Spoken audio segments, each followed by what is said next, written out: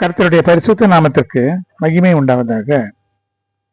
நான் ஒரு தூதனை உனக்கு முன்னே அனுப்புகிறேன் என்று யாத்திராகமம் 23ஆம் அதிகாரம் 20ஆம் வசனத்துல பிதாவாகிய தேவன் மோசையை பார்த்து சொன்னதாக இந்த வசனம் நமக்கு கூறுகிறது. இதுல இருக்கிற ஆழமான சத்தியங்களை தெரிந்து கொள்ளும்படியாக இந்த செய்தியை தேவனாகிய கர்த்தருடைய கிருபையுள்ள கரங்களிலே கொடுத்து ஜெபிக்கலாம். அன்பின் தெய்வமே, கர்த்தாவே, நன்றியோடு ஸ்தோத்திரிக்கிறேன். ஒரு தூதனை எங்களுக்கு முன்பாக அனுப்பி நாங்கள் சேர வேண்டிய கானான் தேசத்துக்கு கொண்டு போய் சேர்க்கும்படியாக பழைய ஏற்பாட்டின் காலத்தில் இஸ்ரவேல் ஜனங்களை அப்படி நடத்தியதாக வேதத்திலிருந்து அறிந்து கொள்கிறோம். இதில் இருக்கிற ஆழமான சத்தியங்களை எங்களுக்கு வெளிப்படுத்தி தாரோம்.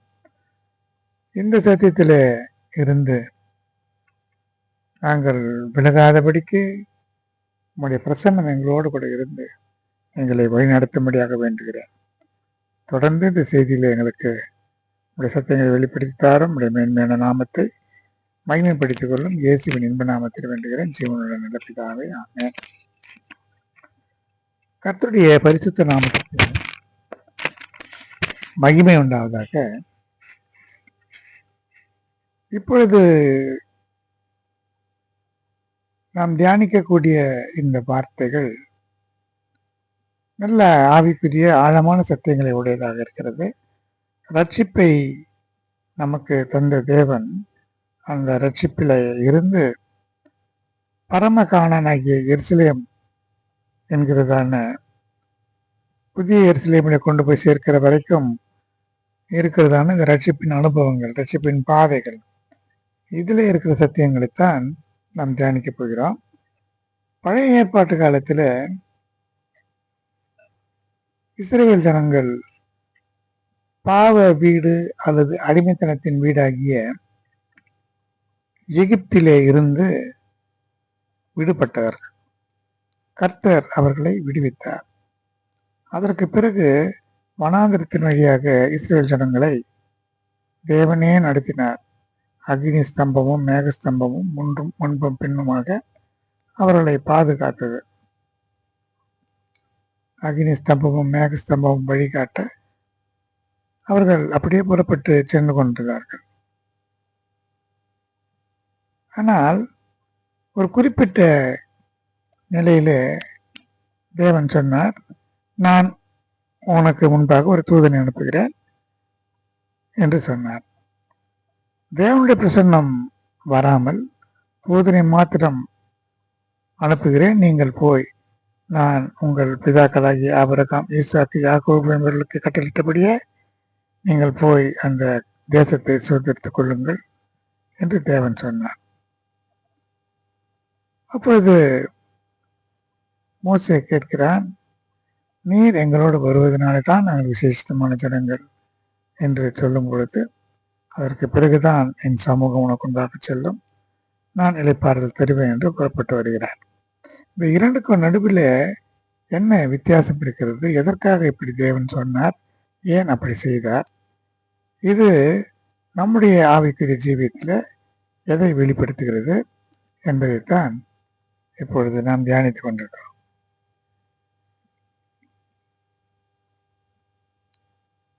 ஆபிரகாம் அவனுக்கென்று ஒரு குழந்தையே இல்லாத பொழுது தேவன் சொன்னார், நான் உனக்கு இந்த தேசத்தெல்லாம் சுதந்திரமாக கொடுப்பேன், நான் உனக்கு ஒரு குமாரனை கொடுப்பேன் என்றெல்லாம் சொன்னார். அப்பொழுது ஒரு குமாரனை கொடுப்பேன் என்று சொல்ல பொழுது ஆபிரகாம் பலி செலுத்தினார். ஆபிரகாம் பலி செலுத்தும் பொழுது அந்த பலியிலே சில தவறுகளை அவர் செய்தார். பறவைகளை துண்டிக்காமல் விட்டதுனால காரிலும் கணத்திரியின் ஆவியும் அவரை மூடிக்கொண்டது.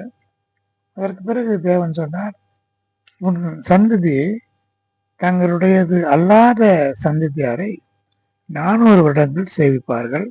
அதற்கு பிறகு அவர்கள் அந்த இடத்திலிருந்து புறப்பட்டு இதே கானான் தேசத்துக்கு திரும்பவும் வருவார்கள் என்று சொன்னார். இப்படி ஒரு வாக்குத்தத்தத்தை, ஒரு பெரிய தீர்க்க தரிசனத்தை தேவன் சொல்லும் பொழுது அவனுக்கு சந்ததியே இல்லாமல் இருந்தது. ஒரே ஒரு குழந்தை கூட அப்பொழுது ஆபிரகாமுக்கு இல்லை. அதற்கு பிறகுதான் ஆபிரகாமுக்கு ஈசாக்கு பிறந்தார். ஆனால் அதற்கு முன்னதாகவே அவர் சொன்னார். அதன்படியே இங்கே இருந்து யாக்கோபின் சந்ததியார் 70 பேர் போனார்கள்.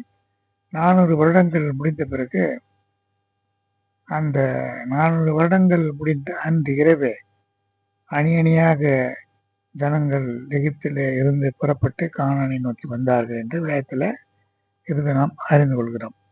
ஆனால் தேவன் என்ன செய்தார்? பார்வோனையும் அவனுடைய சேனையையும் அழிக்க வேண்டும் என்பது அவருடைய சித்தமாக இருந்தது. தண்டிக்க வேண்டும் என்பது அவருடைய நோக்கமாக இருந்தது. ஏனென்றால் எகிப்து தன்னுடைய ஜனங்களை அடிமைப்படுத்தி வைத்திருந்ததால அவர்களை குறுகி போக பண்ணினார். 40 ஆண்டுகள் வனாந்திரமாக எகிப்து போனது. 40 ஆண்டுகள் இஸ்ரேல் ஜனங்கள் வனாந்திரத்தில் சுற்றி அலைந்ததற்கு பதில் பிற்காலத்தில் எகிப்தை 40 வருடங்கள்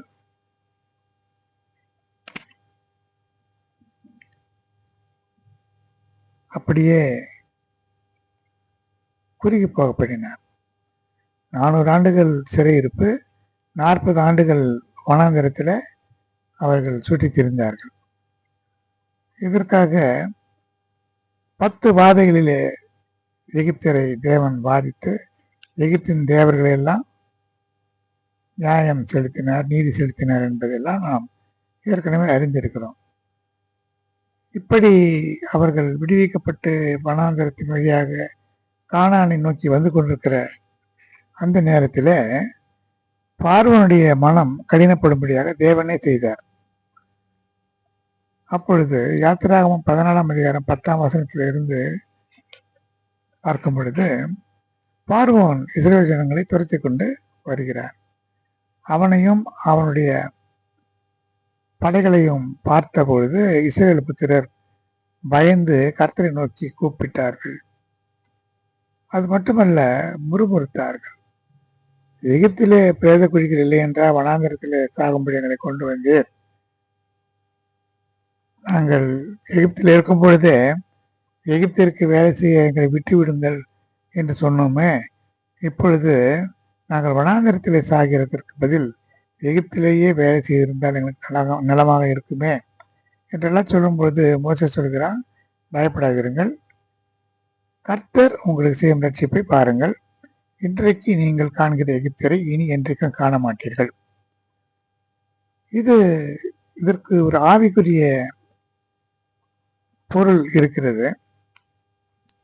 இஸ்ரவேல் ஜனங்களை எகிப்தின் அடிமைத்தனத்திலிருந்து எடுத்துக்கொண்டு வருவது, மீட்டு கொண்டு வருவது என்பது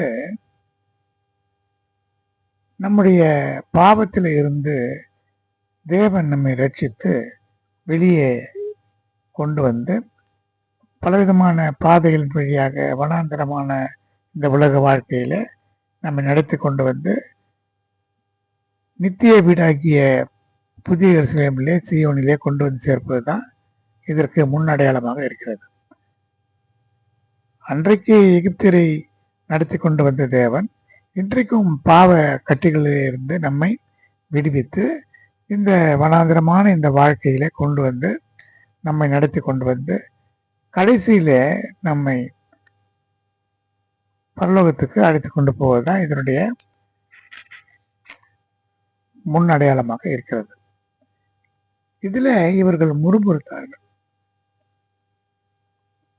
அப்படி முறுமுறுத்ததுனாலதான் கர்த்தர், நான் உங்களுக்கு முன்பாக ஒரு தூதனை அனுப்புகிறேன், நான் உங்களோடு வரமாட்டேன் என்று சொன்னார். அப்படி என்னவெல்லாம் செய்தார்? 10 வாதைகள் எகிப்தியரை அதமாக்கினது மாத்திரமல்ல, இவர்களை எல்லாம் இந்த சமுத்திரத்தின் ஆழத்தில் அமைத்து போட வேண்டும் என்பதற்காக இந்த எகிப்தின் சேனைகளையும் பார்வோனையும் அவனுடைய சர்வ சேனைகளையும் அமைத்து போட வேண்டும் என்பதற்காகத்தான் இருதயத்தை கடினப்படுத்தினார். அவர்கள் பின்தொடர்ந்து வருகிறார்கள். அப்பொழுது மோசே சொல்கிறான், கர்த்தர் உங்களுக்காக யுத்தம் பண்ணுவார், நீங்கள் சும்மா இருப்பீர்கள் என்று சொல்லும் பொழுது கர்த்தர் சொல்கிறார், உன் கோலை ஓங்கி உன் கையை சமுத்திரத்தின் மேலே நீட்டி சமுத்திரத்தை பிளந்து விடு. இஸ்ரவேல் புத்திரர் சமுத்திரத்தின் நடுவாக வெட்டாந்தரையில் நடந்து போவார்கள் என்று யாத்திராகமம் 14ஆம் அதிகாரம் 16ஆம் வசனத்துல கர்த்தர் சொன்னதாக வேதத்தில் எழுதப்பட்டிருக்கிறது. அப்பொழுது ஒரு காரியம் நடந்தது. இஸ்ரவேலரின் சேனைக்கு முன்பாக நடந்த தேவ தூதன் விலகி அவர்களுக்கு பின்னாக நடந்தார். அவர்களுக்கு முன்னிருந்த மேகஸ்தம்பமும் விலகி அவர்களுக்கு பின்னே நின்றது. இந்த அக்னி ஸ்தம்பம் என்று சொல்லக்கூடியவர் தேவன் பரிசுத்த ஆவியானவருக்கு நிழலாட்டமாக இருக்கிறது. ஏனென்றால் பரிசுத்த ஆவியான தேவன் அக்னிமயமானவர்.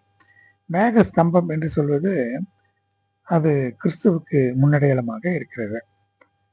இப்படி கிறிஸ்துவும் பரிசுத்த ஆவியானவரும் நடத்தி கொண்டு வருகின்ற நிலையில தேவனுடைய பிரசன்னமும் அங்கே இருக்கிறது. ஏன் இவர்கள் முன்னாலே நடத்தி கொண்டு போனவர்கள் நடுவிலே வந்து நின்றார்கள் என்று சொன்னா, எகிப்தியருடைய சேனையோ இஸ்ரேலுடைய சேனையோ ஒன்றோடு ஒன்று சேராதபடிக்கு அவர்கள் நடுவிலே தடையாக இருந்தார்கள். எகிப்தியருக்கு அது மேகமாக அந்தகாரமாக இருந்தது. ஆனால் அந்த மேகஸ்தம்பம் இஸ்ரவேலருக்கு இரவை வெளிச்சமாகிற்று. ஏனென்றால் அங்கே அக்னி ஸ்தம்பமும் இருந்தது. ஒரு பக்கத்திலே மேகம் அந்தகாரமாக அவர்களுக்கு இருந்தாலும் இஸ்ரவேல் ஜனங்களுக்கு அது ஒரு வெளிச்சத்தை கொடுக்கக்கூடியதாக இருந்தது. இதுதான் இஸ்ரவேலருக்கும் எகிப்தியருக்கும் வித்தியாசத்தை உண்டு வர பண்ணுவேன் என்று கர்த்தர் சொன்னது. அந்த கோசை நாட்டிலே மாத்திரம் எந்த வாதையும் போகவில்லை. ஆனால் எகிப்திற்கு அந்த 10 வாதைகளும் சென்றது. அதுபோல கர்த்தர் நம்மோடு கூட இருக்கும் பொழுது எந்த வாதையும் நமக்குள்ளே வராது. இந்த உலகத்தின் மனிதர்கள் எகிப்திற்கு அடையாளமாக இருக்கிறார்கள். ஆவிக்குரிய பிள்ளைகளாகிய நாம் இஸ்ரவேல் ஜனங்களுக்கு முன்னடையாளமாக நிழலாட்டமாக இருக்கிறோம். இப்படி மற்ற ஜனங்களுக்கும் நமக்கும் ஒரு வேறுபாடு கர்த்தர் நமக்கு செய்வார். இப்படி மோசே கைகளை நீட்டின பொழுது இந்த ஜலம் பிரிந்து போயிற்று. அப்பொழுது இஸ்ரவேல் புத்திரர் சமுத்திரத்தின் நடுவிலே வெட்டாந்தரையில் நடந்து போனார்கள். அவர்களுடைய வலதுபுறத்திலும் இடதுபுறத்திலும் ஜலம் அவர்களுக்கு மதிலாக நின்றது. இது எதை குறிக்கிறது சொன்னால், ஜலம் என்று சொல்லும் பொழுது அது சமுத்திரம். ஜலம் என்று சொன்னால் இந்த உலகத்தின் மக்களுக்கு அந்த ஜலம் என்பது ஒரு அடையாளமாக இருக்கிறது. இந்த தடையாக இருந்ததால் இந்த ஜலம், இந்த ஜனங்கள் அல்லது எதுவாக இருந்தாலும் தேவனுடைய சமூகம் வரும் பொழுது அது நமக்கு ஒரு வழிவிடக்கூடிய ஒரு நிலையை பார்க்கலாம். எப்படி ஜலமானது பிரிந்து 2 புறமும் மதிலாக நின்றதோ அதுபோல இந்த உலகத்தில் இருக்கிற மக்கள் இந்த ரட்சிப்புக்குள்ளே நாம் வந்த பிறகு தேவன் நம்மை வழிநடத்தி கொண்டு பரமகாரனுக்கு செல்லும் பொழுது இந்த ஜனங்கள் 2 பக்கமும் பிரிந்து நிற்பார்கள். இந்த ஜலம் எப்படி பிரிந்து நின்றதோ அது போல இதற்கு முன்னே நமக்கு பார்த்ததான இந்த ஜனங்கள், இந்த உலகத்தின் மக்கள் நம்ம விட்டு விலகி விடுவார்கள். நாம் என்ன செய்ய வேண்டும்? அப்படியே முன்னேறி அந்த பரமகாரனை நோக்கி செல்ல வேண்டும். நாம் பின்னிட்டு திரும்பி பார்க்கக்கூடாது. ஆனால் எகிப்தியர்கள் செய்தார்கள், கடலின் ஆழத்தில் அமிழ்ந்து போனார்கள். இது பாவத்திற்கு நிழலாட்டமாக இருக்கிறது. ஞானஸ்நான சத்தியம் என்பது கடலுக்குள்ளே நடந்து வருகின்ற அந்த அனுபவம் ஞானஸ்நானத்துக்கு முன்னடையாளமாக இருக்கிறது. ஞானஸ்நானம் நாம் எடுக்கும் பொழுது நம்ம பின்தொடர்ந்து வந்த பார்வோனுடைய சேனைகள் என்று சொல்வது, பார்வோன் என்பது பிசாசையும் அவனுடைய சேனைகள் என்பது பிசாசின் தூதர்களையும், அந்த பாவங்கள், எகிப்தின் வீடு, அடிமைத்தனம், இது எல்லாமே அழிந்து போகும்போது நாம் கர்த்தருடைய பிரசன்னத்தினாலே நடத்தப்பட்டு இந்த பரமகாரனுக்குள்ளே செல்லக்கூடியவர்களாக இருப்போம். இதுதான் அதனுடைய நிழலாட்டம். அடுத்து இந்த அக்னி ஸ்தம்பமும் மேகஸ்தம்பமும் நம்மை பாதுகாக்கும்படியாகவும் எகிப்தியரையும் அந்த எகிப்தின் பாவங்களையும் நம்மை விட்டு பிரிக்கும்படியாக நடுவிலே வந்து நிற்கிறது. இதனாலே நாம் முன்னேறித்தான் செல்ல வேண்டுமே தவிர பின்னிட்டு திரும்பி பார்க்கக்கூடாது. இஸ்ரேல் ஜனங்கள் எகிப்தை பின்னாலே திரும்பி பார்த்தார்கள். அதனாலே கர்த்தர் மிகுந்த கோபமுடையவராக ஆனார். அது மட்டுமல்ல, இவ்வளவு அற்புதங்கள் அடையாளங்களை செய்த பிறகும் இஸ்ரேல் ஜனங்கள் என்ன செய்தார்கள்? முறுமுறுத்தார்கள். இந்த முறுமுறுத்தது தேவனுக்கு மிகுந்த வேதனையை கொடுத்தது ஒரு காரியமாக இருக்கிறது. இப்படி இந்த எகிப்தியர் அந்த சமுத்திரத்திலேயே அழிந்து போனார்கள். இதுதான் நமக்கு ஏற்கனவே தெரிந்ததான ஒரு வரலாறு. இந்த எகிப்தியர் எப்படி அழிந்து போனார்களோ அது போல பாவம் நம்மை ரட்சிப்புக்குள்ளே நாம் வந்த பொழுது இந்த பாவமெல்லாம் அழிந்து போனது. நாம் தேவனுடைய அந்த பிரசனத்தினாலே வனாந்திரமான பாதையாக இருந்தாலும் சரி, கல்லாக முள்ளாக இருந்தாலும், தண்ணீர் இல்லாமல் ஆகாரம் இல்லாமல் எல்லாம் இஸ்ரவேல் ஜனங்கள் கஷ்டப்படும் பொழுது அவர்கள் முறுமுறுத்தார்கள்.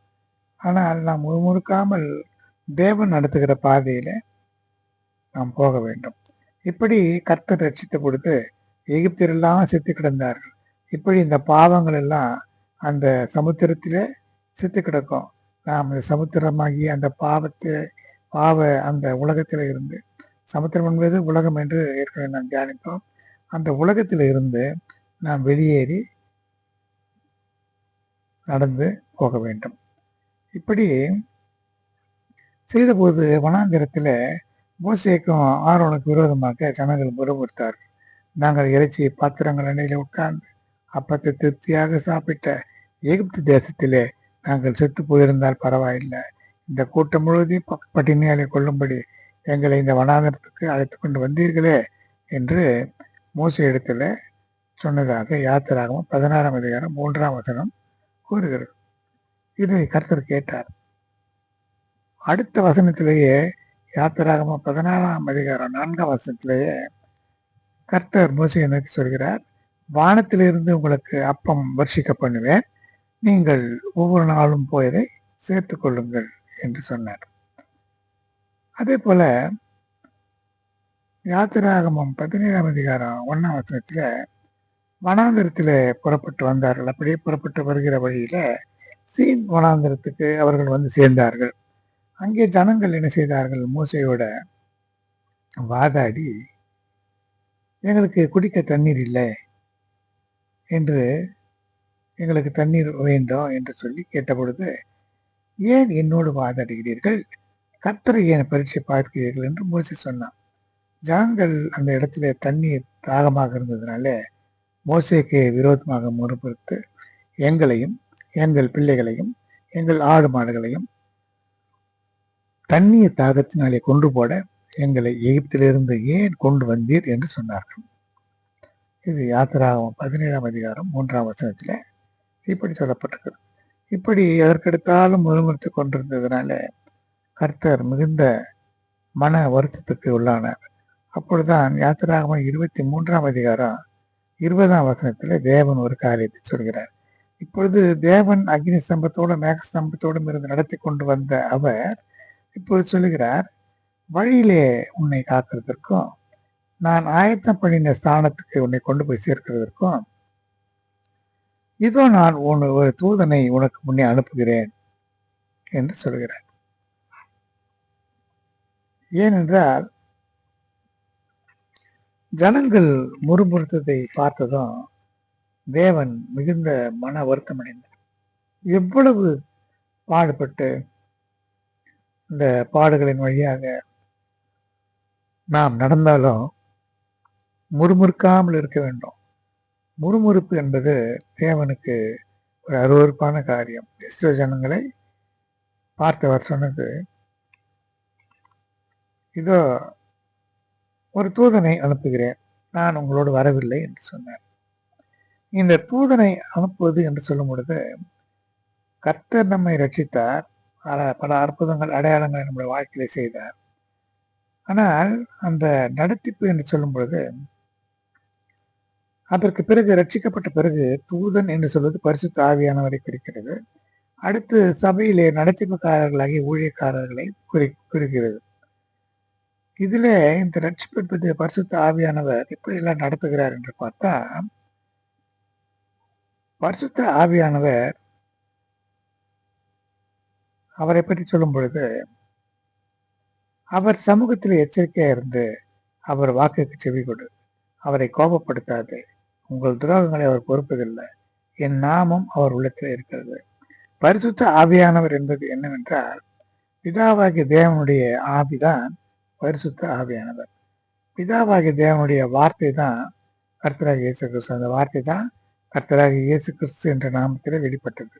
ஆதியிலே வார்த்தை இருந்தது, அந்த வார்த்தை தேவனாய் இருந்தது, அந்த வார்த்தை தேவனிடத்தில் இருந்தது.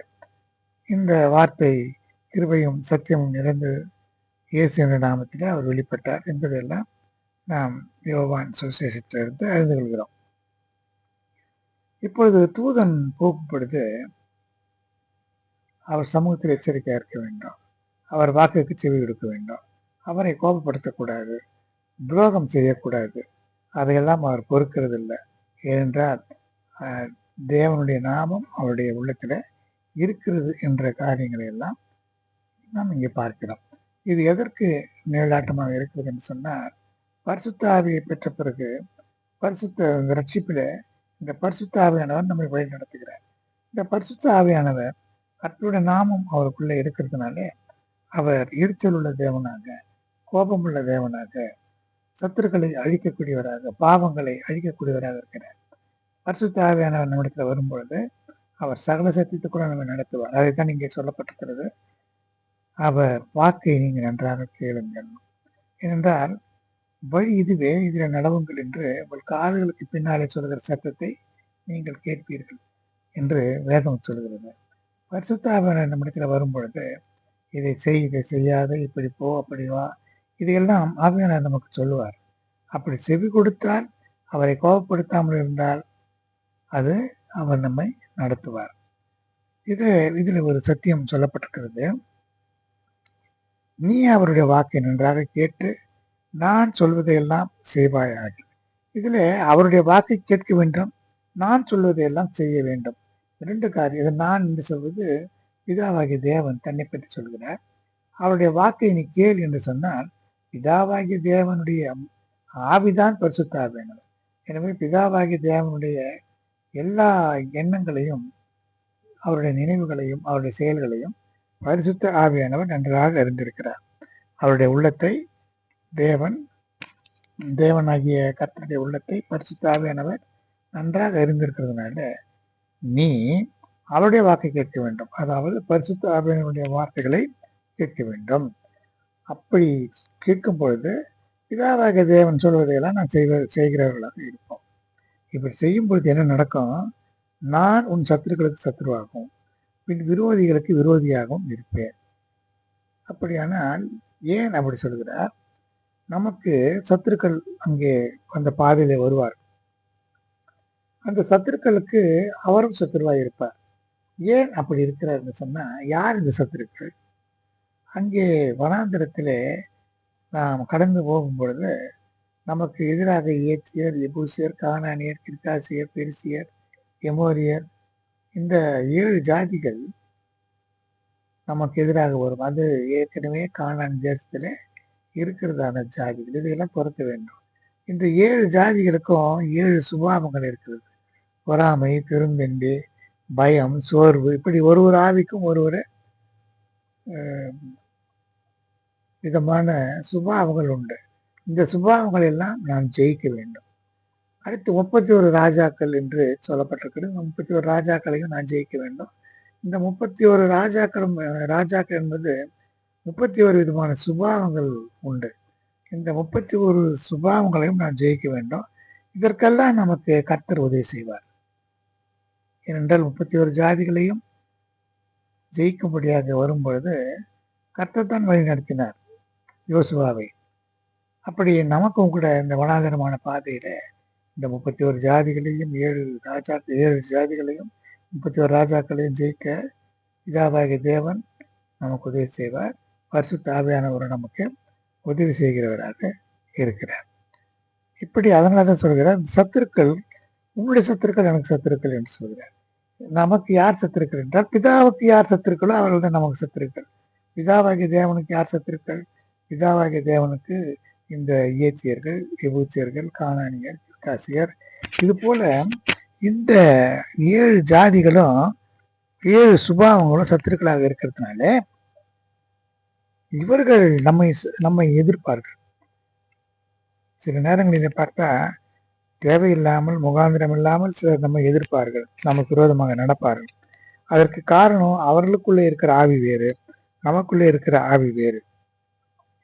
அப்படி சத்துருக்களாக இருக்கக்கூடிய அந்த பிசாசின் ஆவிகள் தேவனுக்கு சத்துருக்கள். ஏனென்றால் அவர்களிடத்துல கிரி செய்கிறதான ஆவி பிசாசினுடைய ஆவி. பிசாசு தேவனுக்கு சத்துருவாக இருக்கிறதுனாலதான் கீழே தள்ளி போட்டார். அதனாலதான் தேவன் சொல்லுகிறார், அந்த சத்துருக்களுக்கு நான் சத்துருவாக இருப்பேன். காரணம், அந்த பிசாசினுடைய ஆவிகள் தேவனுக்கு சத்துருவாக இருக்கிறதுனாலதான் நமக்கு சத்துருவாக இருக்கிறது. அதனாலே அந்த பிசாசின் ஆவிகள் தேவனுக்கு சத்துருக்கள். அதனால தேவன் சொல்கிறார், அவர்கள் உனக்கும் சத்துருக்கள், எனக்கும் சத்துருக்கள் என்று சொல்கிறார். எவ்வளவு அருமையான தேவன், எவ்வளவு அருமையான ஒரு சத்தியம் இதில் இருக்கிறது என்பதை நாம் நன்றாக அறிந்து கொள்ள முடிகிறது. கர்த்தருடைய பரிசுத்த நாமத்திற்கு மகிமை உண்டாவதாக. இந்த ஜாதிகளை பார்க்கும் பொழுது இந்த 7 ஜாதிகள் 7 சுபாவங்களுக்கு ஒப்பாக இருக்கிறது. ஏத்தியர் பெருமையுடையவர்கள், எமோரியர் பொறாமையுடையவர்கள், பெர்சியர் இச்சையுடையவர்கள், கிர்காசியர் கோபமுடையவர்கள், கானானியர் பெருந்தீனி உடையவர்கள், ஏவியர் அசுத்தம் உடையவர்கள், பயமுடையவர்கள், எபூசியர் பொருளாசை உடையவர்கள். இப்படி இந்த ஜாதிகளை எல்லாம் நாம் ஜெயிக்க வேண்டும் என்று சொன்னால் இந்த சுபாவங்களை நாம் ஜெயிக்க வேண்டும். இப்படி இந்த தூதனானவர் இந்த 7 ஜாதிகளையும் அதம் பண்ணுவார் என்று சொல்லப்பட்டிருக்கிறது. அதாவது தூதனானவர் உனக்கு முன்பாக சென்று எமோரியர், ஏத்தியர், பெர்சியர், கானானியர், ஏவியர், எபூசியர் இருக்கிற இடத்துக்கு உன்னை நடத்தி கொண்டு போவார். இந்த ஆவியானவர் அல்லது தூதனானவர் நடத்தி கொண்டு போவார். ஆனால் அவர்களை நான் அதம் பண்ணுவேன் என்று கர்த்தர் சொல்லியிருக்கிறார். அப்படின்னால் அதம் பண்ணுவது தேவன், பிதாவாகிய தேவன், நடத்தி கொண்டு போவது பரிசுத்த ஆவியானவர். இப்படித்தான் நமக்கும் கூட நம்முடைய ஆவிய ஜீவத்தில் பரிசுத்த ஆவியானவர் நடத்தி கொண்டு போவார். நமக்கு ஒரு பெரிய ஜெயத்தை கர்த்தர் கொடுப்பார். அங்கே கர்த்தராகிய இயேசு கிறிஸ்து அவர் தேவனுடைய வார்த்தையாகிய வசனமாக இருந்து நம்மை வழிநடத்துவார். அந்த வசனங்கள் தான் நம்மை வழிநடத்தும். அந்த வசனங்கள் இருபுறமும் கருக்குள்ள பட்டயம், அது பிதாவாகிய தேவனுடைய வாயிலிருந்து, குமாரனாகிய கிறிஸ்துவனுடைய வாயிலிருந்து புறப்பட்டு வருகிற பட்டயம் சத்துருக்களை நிர்மூலமாக்கும். கடைசி நாளில் கூட கர்த்தராகிய இயேசு கிறிஸ்து இந்த பட்டயமாகிய வசனமாகிய ஆயுதத்தினாலே தான் புறஜாதியாரை எல்லாம் அழிக்கிறதாக நாம் வேதத்திலிருந்து வெளிப்படுத்தின விசேஷத்துல அறிந்து கொள்கிறோம். அடுத்து இந்த நடத்திப்பு பரிசுத்த ஆவியானவர் நம்ம நடத்தும் பொழுது கானானுக்கு எதிராக, கானானுக்கு நேராக நம்மை அவர் நடத்தி கொண்டு வரும் பொழுது என்ன செய்ய வேண்டும் என்பதை பார்த்தா, இந்த ஜாதிகளை அதம் பண்ண வேண்டும். அடுத்து அந்த கானான் தேசத்துல போகும் பொழுது அங்கே ஏற்கனவே இருக்கிற ஜனங்கள் சில தேவர்களை பணிந்து கொள்வார்கள். அப்படி பணிந்து கொண்டிருக்கக்கூடிய அந்த தேவர்களை சேவிக்காமல், அவருடைய செய்கைகளின்படி நடக்காமல் அந்த ஜாதிகளை நிர்மூலம் பண்ணி அவருடைய அந்த விக்கிரக சிலைகளை உடைத்து போட வேண்டும் என்று சொல்லப்பட்டிருக்கிறது. நாம் இந்த உலகத்தில் இருக்கிற இந்த ஜனங்களை பார்க்கும்போது ஜனங்களோடு கலந்து கொள்ளாமல், அவர்களுடைய வழிபாடுகளின்படி நடக்காமல், அவருடைய தேவர்களை வணங்காமல் நம்முடைய தேவனாகிய கர்த்தரையே வணங்க வேண்டும். இந்த சிலைகள், விக்கிரகங்கள் இதையெல்லாம் வணங்காமல் அதையெல்லாம் உடைத்து போட வேண்டும் என்று தேவன் சொல்லியிருக்கிறார். இப்படி செய்யும் பொழுது ஒரு பெரிய ஆசீர்வாதத்தை தேவன் தருகிறதாக யாத்திராகமம் 23ஆம் அதிகாரம் 25, 26ஆம் வசனம் சொல்லுகிறது. அது என்னவென்றால், உங்கள் தேவனாய கர்த்தரை சேவிக்க வேண்டும், அவர் உன்னுடைய அப்பத்தையும் தண்ணீரையும் ஆசீர்வதித்து வியாதியை உன்னிலிருந்து விலக்குவார். இப்படி அப்பத்தையும் தண்ணீரையும் ஆசீர்வதித்து வியாதியை விலக்குவாய் என்று சொன்னது எப்படி? எப்பொழுது என்று சொன்னால் அதற்கு முன்னால் இருக்கிற வசனங்களை பார்க்க வேண்டும். அவர்களுடைய தேவர்களை பணிந்து கொள்ளாமல் சேவியாமல் அந்த உலகத்து மக்களுடைய செய்கைகளின்படி செய்யாமல் அவர்களெல்லாம் நிர்மூலமாக்கி அந்த சிலைகளை உடைத்து போட வேண்டும். இந்த சிலைகள் என்று சொல்லும்போது விக்கிரகம் அல்லது இந்த உலகத்தின் பழக்க வழக்கங்கள், அவருடைய காரியங்களை எல்லாம் நாம் செய்யக்கூடாது. அந்த ஆவிகளை எல்லாம் நான் நிர்மூலம் பண்ண வேண்டும். அவருடைய சுபாவங்களை எல்லாம் விட்டு நாம் விலக வேண்டும். அந்த உலகத்தையோ உலகத்தின் மக்களையோ உலகத்தின் அந்த நடவடிக்கைகளையோ நாம் பின்பற்றக்கூடாது. அப்படி செய்யும் பொழுது வியாதிகளை நம்மிலிருந்து விலக்குவார். ஏனென்றால் நாம் சாப்பிடுகிற அப்பத்தையும் தண்ணீரையும் அவர் ஆசீர்வதிப்பார். ஆசீர்வதிக்கும் பொழுது இந்த வியாதி நம்மை விட்டு விலகி போகும். அடுத்து இன்னும் ஒரு ஆசீர்வாதம், கர்ப்பம் விழுகிறதும் மரணம் உன் தேசத்தில் இருப்பதில்லை, உன் ஆயுசு நாட்களை பூரணப்படுத்துது. அடுத்து கர்ப்பம் மரடு நமக்கு இருக்காது, நம்முடைய தேசத்திலே இருக்காது. கர்ப்பம் விழுகிறது, மரடு இதெல்லாம் இல்லாமல் பூரண ஆயுசு நமக்கு கிடைக்கும். இது ஒரு ஆசீர்வாதம். இது நமக்கு மாத்திரமல்ல, நம்முடைய ஆடு மாடுகளிலே கூட மரடு இருக்கிறது என்பதை வசனம் சொல்கிறது. அடுத்து, எனக்கு பயப்படும் பயத்தை உனக்கு முன்பாக செல்லும்படி செய்வேன். நீ செல்லும் இடத்தில் இருக்கிற ஜனங்கள் எல்லாரையும் கலங்கடித்து உன் சத்துருக்களை எல்லாரையும் முதுகு காட்ட பண்ணுவேன். இதிலே ஒரு பெரிய சத்தியம் இருக்கிறது. இந்த உலகத்து மனிதர்கள் நமக்கு விரோதமாக வருவார்கள், நம்மை எதிர்ப்பார்கள், நம்ம எப்படியாவது மேற்கொள்ள வேண்டும் என்று யுத்தம் பண்ணுவார்கள். இதை எப்படி நாம் மேற்கொள்ள வேண்டும் என்று சொன்னா, இதையெல்லாம் தேவனே செய்வார். எல்லாரையும் அவர் கலங்கடித்து நம்முடைய சத்துருக்களை எல்லாம் முதுகு காட்டி ஓடும்படியாக தேவன் செய்வார். இதற்கு நாம் செய்ய வேண்டிய ஒரே ஒரு காரியம், தேவனுக்கு பயப்படுகிற பயத்தை நாம் வைத்துக் கொள்ள வேண்டும். ஏனென்றால் தேவன் எனக்கு பயப்படுகிற பயத்தை உனக்கு முன்னே செல்லும்படி செய்வேன் என்று சொன்னார். தேவனுக்கு பயப்படுகிற தெய்வ பயம் நமக்கு இருந்தா அந்த தெய்வ பயம் நமக்கு முன்னாக செல்லுமா. அப்படி நமக்கு முன்னாக செல்லும் போது எல்லாரும் கலங்கி ஓடி போவார்கள். நாம் தெய்வத்துக்கு பயந்து நடக்கும் பொழுது நம்முடைய சத்துருக்கள் எல்லாம் ஒன்றுக்கும் உதவாமல் போயிடுவார்கள். தேவனுடைய மகிமை நமக்கு முன்னே நம்முடைய வழிகாட்டுதலாக இருக்கும். இப்படி அவருக்கு பயப்படுகிற பயம் நம்மை இப்படி காக்கும். நீதி உனக்கு முன்பாக செல்லும், கர்த்தருடைய மகிமை உனக்கு பின்னாக இருந்து உன்னை காக்கும் என்று ஒரு வசனம் இருக்கிறது. அப்படி நமக்குள்ளே இருக்கிற நீதி தெய்வ பயம். இந்த தெய்வ பயம் நமக்குள்ளே இருக்கும் பொழுது தேவனுடைய மகிமை நம்மை காத்துக்கொள்ளும். கர்த்தருடைய பரிசுத்த நாமத்திற்கு மகிமை உண்டாவதாக. அடுத்ததாக,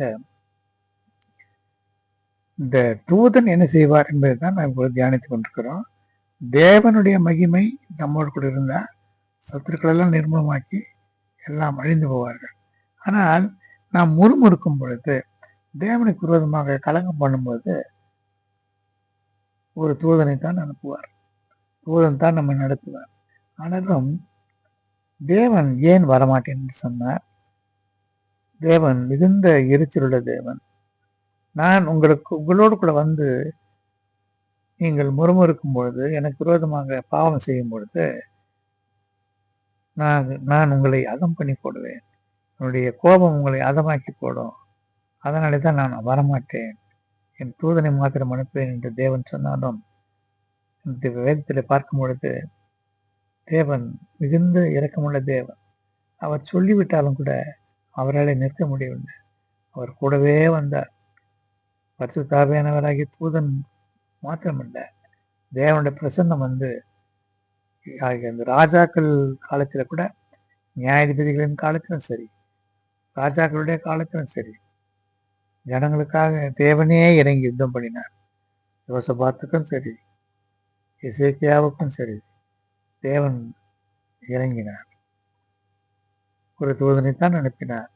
1,85,000 பேர் அவன் சந்தேகித்துக் கொண்டான். பிரியமானவர்கள், நம்முடைய வாழ்க்கையிலும் கூட தேவனுக்கு முற்றும் முடிய கீழ்ப்படிந்து நடக்கும் பொழுது தேவனே நம்மோடு கூட வருவார். நாம் முறுமுறுத்தால் தேவனுக்கு விரோதமாக காரியங்களை செய்யும் பொழுது அப்பொழுது தேவன் நம்மை கைவிட்டு விட மாட்டார். நமக்காக ஒரு தூதனை அனுப்புவார். அதன் பரிசுத்த ஆவிக்கு ஆவியானவருக்கு நிழலாட்டமாக இருக்கிறது. இதுதான் தேவன் நம்மோடு கூட வருவதற்கும் ஒரு தூதனை அனுப்பு என்று தேவன் சொல்வதற்கும் இடையிலே இருக்கிறதான ஒரு சின்ன வேறுபாடு இதுதான். தேவனே நம்மை முற்றுமுடிய பொறுப்பெடுத்துக் கொள்ளும் போது அது வேறு மகிமையுடையதாக இருக்கும். பரிசுத்தாவினர் மாத்திரம் போகும் பொழுது அதனுடைய மகிமை வேறாக இருந்தாலும் தேவனும் கூட வருகிறார். கர்த்தராகிய இயேசு கிறிஸ்துவும் நம்மோடு கூட வருகிறார். இந்த வனாந்தரமான வாழ்க்கையில இந்த 3 திருத்துவ தெய்வமாகிய தெய்வம் நம்மை வழிநடத்துகிறது. மகா அற்புதமும் ஆச்சரியமுமாக இருக்கிறது. அடுத்து இந்த ஏவியர், கானானியர், ஏத்தியர் இவர்களை துரத்திவிட குழந்தைகளை நான் உனக்கு உண்டாக அனுப்புவேன்.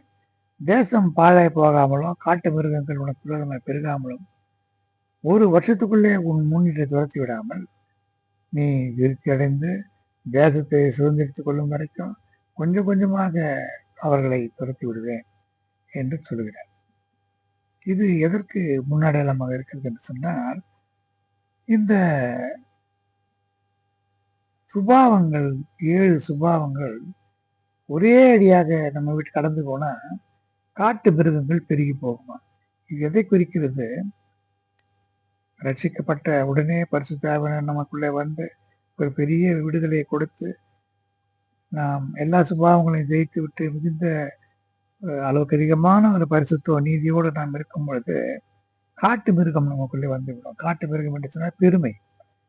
அந்த பெருமை நமக்குள்ளே வந்து விட்டால் அந்த பெருமை என்பது பிசாசுடைய சுபாவம். காட்டு மிருகங்கள் என்று சொல்வது, மிருகம் என்று சொன்னாலே பிசாசு தான்.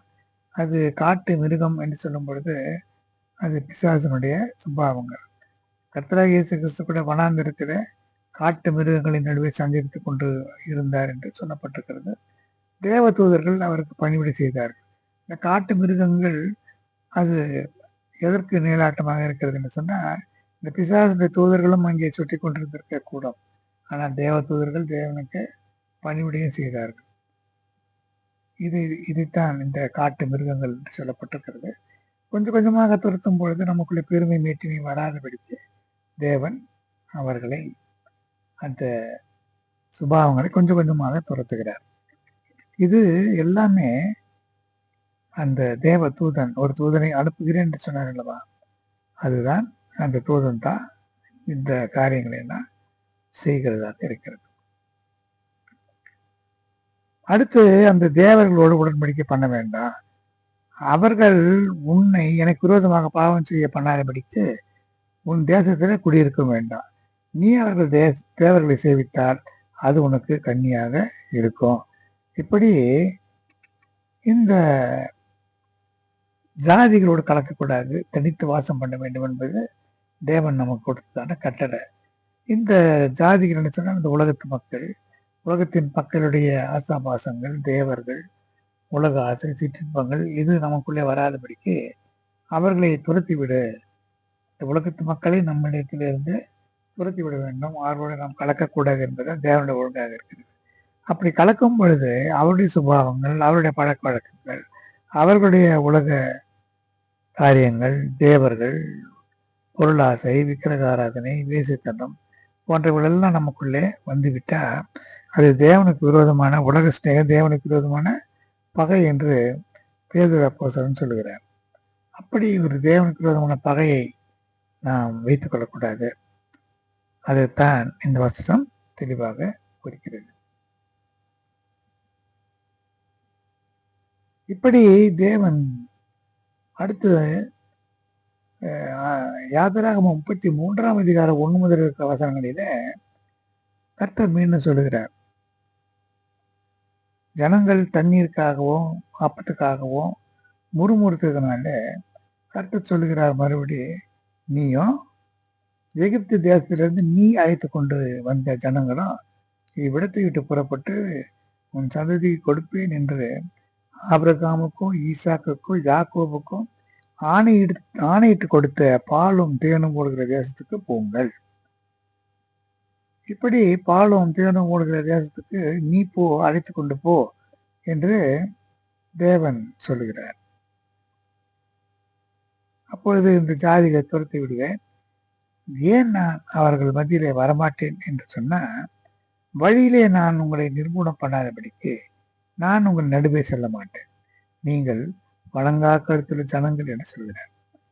தேவன் வந்து நடத்தி கொண்டு வருகின்ற வேலையில இந்த உலக ஜனங்களோடு, இந்த உலக தெய்வங்களோடு, ஆசாபாசங்களோடு அந்த விதமான காரியங்கள் எல்லாம் செய்யும் பொழுது தேவன் எரிச்சுள்ள தேவனா இருக்கிறதுனால நிர்மூலம் பண்ணி விடுவேட்டான்.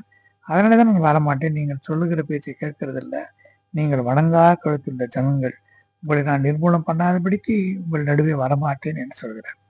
காரணம், தேவன் நீதியுள்ள தேவன். அவர்கள் விக்கிரக ஆராதனை செய்யும் போது அதை பார்த்து கொண்டு ஜனங்களை அழிக்காமல் அவரால் இருக்க முடியாது. தன்னுடைய சொந்த ஜனங்களை தேவனே அழிக்கும்படியாக பிசாசு பல காரியங்களை செய்திருக்கிறார். வேதம் முழுவதுமாக பார்க்கும் பொழுது சீத்தியமிலே இஸ்ரவேல் ஜனங்கள் தங்கியிருக்கும் பொழுது அங்கே அவர்கள் வேசித்தனம் பண்ணவும் விக்கிரக ஆராதனை செய்யவும் ஜனங்களை தூண்டும்படியாக பிலேயாம் கொடுத்ததான ஆலோசனையின்படி அங்கே இருந்த ஜனங்களை அந்த ராஜா வழி நடத்தினார். அப்பொழுது தேவன் அவர்களை சங்கரிக்கக்கூடிய ஒரு நிலைமையை பார்க்கிறோம். தன்னுடைய சொந்த ஜனங்களை தேவனே தேவன் அவர்களை சங்கரித்தால் தான் செபித்தால் தான் உண்டு. தேவனுக்கு பிடிக்காது உபச்சாரம், வேதித்தனம், விக்கிரக ஆராதனை. அதை இந்த ஜனங்கள் செய்யும்படியாக செய்துவிட்டால் அவரே அவர்களை தண்டிப்பார் என்று அந்த பாலாக் என்கிறதான அந்த ராஜாவிடத்துல இவன் ஆலோசனை சொல்லிவிட்டு போய்விட்டான். அதன்படி தண்டித்தார். அதனாலதான் இப்படி தான் உங்களை அழித்து விடாதபடிக்கு நான் வரமாட்டேன். இது கூட தேவன் நம்மை தன்னுடைய ஜனத்தின் மேலே அவர் வைத்திருக்கிற பாசத்தினாலே, அன்பினாலே தான் நான் உங்களோட கூட வரமாட்டேன், நீங்கள் வணங்கா கத்துள்ள ஜனங்கள் என்று சொல்லுகிறார். அதனாலதான் அவருக்கு பதிலாக ஒரு தூதனை மாத்திரம் அனுப்புகிறார். இப்படி துக்கமான இந்த வார்த்தைகளை கேட்ட பொழுது ஒருவரும் தங்கள் ஆபரணங்களை போட்டுக்கொள்ளாமல் துக்கித்துக் கொண்டிருந்தார்கள் என்று இதில் நாம் பார்க்கிறோம். இந்த ஆபரணங்கள் எல்லாம் ஒரே மலை அருகே தங்கள் ஆபரணங்களை கழட்டி போட்டார்கள் என்று பார்க்கும் பொழுது இந்த ஆபரணங்கள் என்று சொல்வது என்ன? இந்த ஆபரணங்கள் இவர்களுக்கு எப்படி கிடைத்தது? கர்த்தர் தான் சொன்னார், இவர்கள் உங்கள் எகிப்து ஜனங்களிடத்தில் இவர்கள் தங்களுக்கு வேண்டியதெல்லாம் கேட்கும்படியாக ஆபரணங்களையும் ஆடை அணிகலன்களை கேட்டு வாங்குங்கள், நான் அவருடைய கண்களிலே உங்களுக்கு தயவு கிடைக்கப்படி செய்வேன் என்றெல்லாம் ஏற்கனவே சொல்லியிருந்தார். இந்த ஆபரணங்களை வைத்து தான் இவர்கள் பொன்னாலான கன்றுக்குட்டியும் செய்தார்கள். கர்த்தர் சொன்னது அவருடைய நோக்கம் என்ன? வனாந்திரத்துல ஆசிரிப்பு கூடாரம் எல்லாம் ஏற்படுத்த வேண்டும். அந்த ஆசிரிப்பு கூடாரத்தை செய்வதற்கு அந்த பொன்னாலான சில உபகரணங்களை எல்லாம் செய்ய வேண்டும், அதற்கு பொன் வேண்டும். இதற்காக ஜனங்களிடத்துல கேட்டார்கள், ஜனங்களும் கொடுத்தார்கள். ஆனால் பிசாசு சுபாவம் என்ன தெரியுமா? இதெல்லாம் தேவனுடையதோ அதை தனக்குரியதாக கொள்ளுவான். தேவன் தனக்காக தன்னுடைய ஆசிரியர் கூடாரத்துக்காக ஏற்படுத்தி கொண்டதான அந்த தங்கங்களை, அந்த பொன்னை நடுவில் இவன் அபகரித்து அதில் ஒரு கன்றுக்குட்டியை செய்து அதை வணங்கும்படி செய்து விட்டான். எவ்வளவு நயவஞ்சகமானவன், பிசாசு தந்திரம் உள்ளவன். ஆனாலும் தேவன் விட்டுவிடவில்லை. அந்த கன்றுக்குட்டியை எரித்து சாம்பலாக்கி போட்டார். மீதமுள்ள தங்கத்தை தான் பிறகு அவர் தனக்காக பயன்படுத்தி கொண்டார். இப்படி இந்த ஆபரணங்களை அவர்கள் அணிந்து கொள்ளாமல் கழட்டி போட்டார்கள் என்று சொல்லும்போது, இந்த பொன் என்று சொன்னால் விசுவாசம். அந்த பொன் என்ற விசுவாசம் தீட்டுப்பட்டிருக்கிறது. எப்படி தீட்டுப்பட்டிருக்கிறதுன்னு சொன்னா, வெறும் பொன் மாத்திரமல்ல, அந்த நகைகளிலே அந்த எகிப்தின் தெய்வங்கள் அங்கே அதனுடைய உருவங்கள் அதில் இருந்திருக்கும். அது என்னென்ன கத்த சொன்னார், அதை உங்கள் ஆபரணங்களை எல்லாம் கழட்டி போடுங்கள், அதற்கு பிறகு நான் நீங்கள் என்ன செய்ய வேண்டும் என்பதை நான் சொல்லுவேன் என்று சொன்னார். அவர்கள் அதெல்லாம் கழட்டி போட்டு விட்டார்கள். அப்படி கழட்டி போட்ட பிறகு தேவன் அவர்கள் மேலே இரக்கம் காட்டினார். அவர்களை வழிநடத்தும்படியாக அவரே வந்தார். அப்பதான் மோசே சொல்கிறார், அனுப்புவேன் என்று சொன்னீர், யாரை அனுப்புவேன் என்று சொல்லவில்லையே என்று சொல்லும் பொழுது அவன் சொன்னான், நீர் வந்தாதான் நாங்கள் இந்த இடத்தை விட்டு இல்லை என்றால் போகவே மாட்டோம். இந்த ஜனங்கள் உம்முடைய ஜனங்கள் என்று நினைத்திருந்தோம். உலகத்தில் இருக்கிற மற்ற ஜனங்கள் என்ன செய்வார்கள், என்ன நினைப்பார்கள்? நீர் எங்களோடு கூட வந்தால்தானே நீர் நாங்கள் விசேஷித்தவர்கள் என்று அவர்கள் அறிந்து கொள்வார்கள். நீர் ஒருவேளை வரவில்லை என்று சொன்னால் நாங்கள் இங்கேயே இருந்து விடுகிறோம், நாங்கள் வேறு எங்கும் போக வேண்டாம் என்று சொல்கிறார். இது எதை குறிக்கிறது? இந்த உலகத்து மக்கள் எல்லாம் நம்மை மிக வேகமாக உன்னிப்பாக பார்த்து கொண்டிருக்கிறார்கள். இவர்கள் இப்படி செய்கிறார்களா, அப்படி செய்கிறார்களா, இவருடைய தேவன் இவர்களோடு கூட இருக்கிறார், நடத்தி கொண்டு இருக்கிறார், இதனால் இவர்களுக்கு ஆசீர்வாதம், வெற்றி எல்லாம் கிடைக்கிறது, பாதுகாப்பு கிடைக்கிறது என்று நாம் ஒரு ஜீவனுடைய சாட்சியாகத்தான் இருக்கிறோம். வேதம் சொல்லுகிறது, கடைசி நாளிலே கர்த்தர் வரும் பொழுது நம்முடைய நடவடிக்கைகளை பார்த்து கொண்டு இருக்கிறதான இந்த ஜனங்கள் நம்முடைய அந்த நடவடிக்கையை பார்த்து அவர்கள் ரட்சிக்கப்படுவதற்கு நம்முடைய நடத்தை ஒரு காரணமாக இருக்கும். அதன் மூலமாக ஜனங்கள் ரட்சிக்கப்படுவார்கள் என்றெல்லாம் வேதத்திலிருந்து நாம் அறிந்து கொள்கிறோம். இப்படி தேவன் வருவதற்கும் தேவனுடைய தூதன் வருவதற்கும் இதுதான் முக்கியமான ஒரு பெரிய வித்தியாசமாக இருக்கிறது. நாம் என்ன செய்ய வேண்டும்? ஒருவருக்காமல் இருக்க வேண்டும். இந்த உலகத்து ஜனங்களோடு கலந்து கொள்ளக்கூடாது. ஜாதிகளை எல்லாம் துரத்தி விட வேண்டும். ஜாதிகளோடு கலக்கக்கூடாது. அவருடைய தெய்வங்களை வணங்கக்கூடாது. இப்படி பல காரியங்களை செய்து தேவனுடைய சத்தத்துக்கு கீழ்ப்படிந்து, ஆவியானவருடைய சத்தத்துக்கு கீழ்ப்படிந்து, கர்த்தராகிய இயேசு கிறிஸ்துவாகிய அந்த வசனங்களை பின்பற்றி அதன்படி நடந்து தியானித்து நாம் வாழும் பொழுது கர்த்தர் நம்மோடு கூட வருவார். ஆவியானவரும் நம்மோடு கூட வருவார். கிறிஸ்து இயேசுவும் நம்மோடு கூட வருவார். நம்மை பரலோகத்துக்கு அழைத்து கொண்டு செல்வார். நாம் முறுமுறுத்து கொண்டே இருந்தால் நம்மை அழித்து போடும்படியாக, அவர் நம்மை நிர்மூலமாக்கும்படியாக தேவன் இறங்கி கிரியை செய்யாதபடிக்கு அவர் அப்படியே தங்கி விடுவார். ஆவியானவர் மாத்திரம் நம்மை நடத்தி கொண்டு போவார். நமக்கு எது வேண்டும் என்பதை நாம் முடிவு செய்து கொள்ள வேண்டும். கர்த்தருடைய சத்தத்தை கவனமாக கேட்டு அவருடைய கற்பனைகளை நடந்தார். பிதாவாகிய தேவனும் குமாரனாகிய கிறிஸ்துவும் பரிசுத்த ஆவியானவரும் நம்மை நடத்துவார்கள். பரமகாணனாகிய எருசலேமுக்கும் சீயோனுக்கும் நாம் செல்லலாம். இந்த நிலையை நாம் அடைய வேண்டும். கர்த்தர் தாமே அதற்கு நமக்கு உதவி செய்ய முடியாது. தேவனுடைய கிருபையுள்ள கரங்களை கொடுத்து ஜெபிக்கலாம். அன்பின் தெய்வமே, கர்த்தாவை நன்றியோடு ஸ்துதிக்கிறேன்.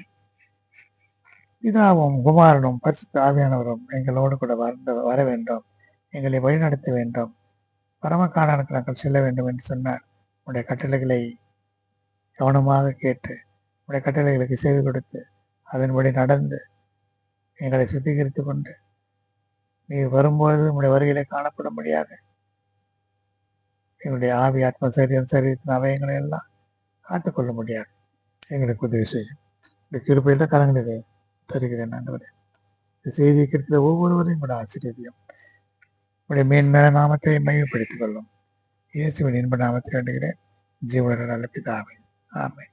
என் ஆத்துமாவே கர்த்தரை ஸ்தோத்திரி, முழு உள்ளமே பரிசுத்த நாமத்தை ஸ்தோத்திரி. என் ஆத்துமாவே கர்த்தரை ஸ்தோத்திரி, கர்த்தர் செய்த சகல உபகாரங்களை மறவாதே. ஆமென். ஸ்தோத்திரம், ஸ்தோத்திரம், ஸ்தோத்திரம், ஸ்தோத்திரம், ஸ்தோத்திரம்.